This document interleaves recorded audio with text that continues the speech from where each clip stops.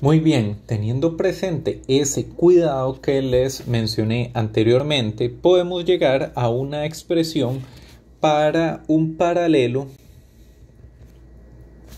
de n resistencias. Podemos llegar a una expresión del divisor de corriente para un paralelo de n resistencias.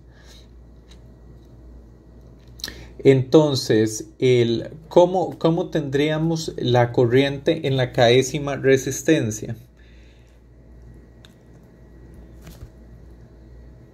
Es de la siguiente manera. Vamos a tener que I sub K va a ser a I, la corriente de entrada, por 1 entre la resistencia sub K, entre la suma del recíproco de las resistencias.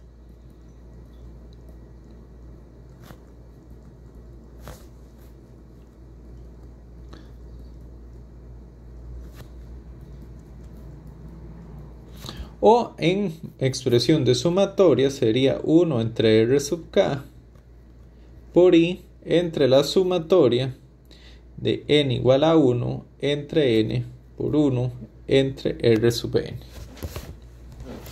Pues el divisor de tensión se puede aplicar de esta manera. Sin embargo, hay otras maneras en que lo podemos utilizar de la misma manera que había maneras de tenerle cuidado al divisor de tensión, poder identificar estos escenarios,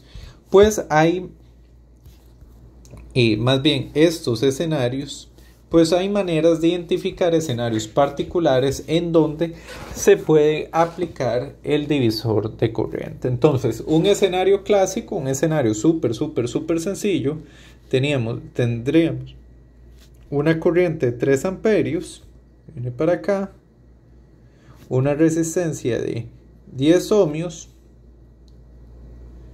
y una resistencia de 20 ohmios. Este sería un escenario súper ideal.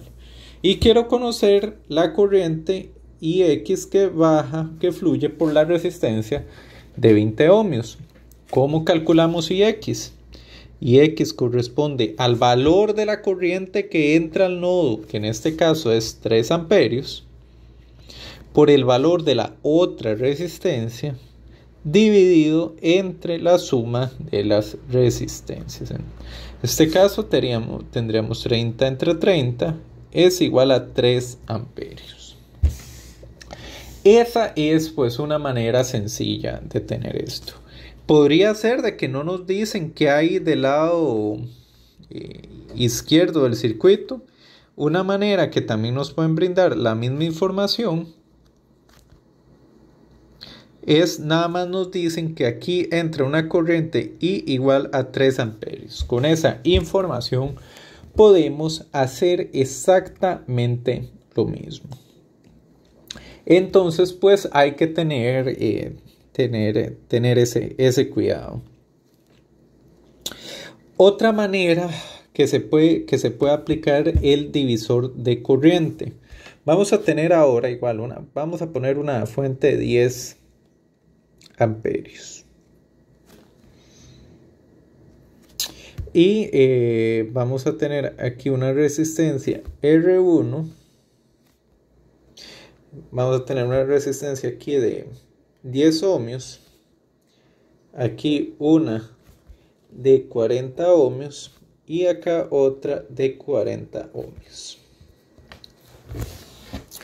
Entonces, resulta que con esta información, aquí dibujé mal, esto es 10 amperios, la fuente para acá, y esto es, bien aquí, 10 ohmios, y termino de dibujar acá. Y lo que nos preguntan es por esta corriente, es más, voy a modificar el circuito, voy a hacer que esta sea de 40 y esta sea de 10. Y nos preguntan por esta corriente IX.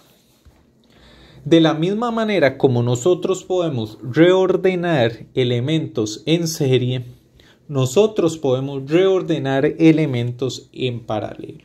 Entonces podemos hacer lo siguiente, y esto es válido y lo tienen que tener presente a la hora de resolver circuitos. Esto que estoy haciendo acá es válido.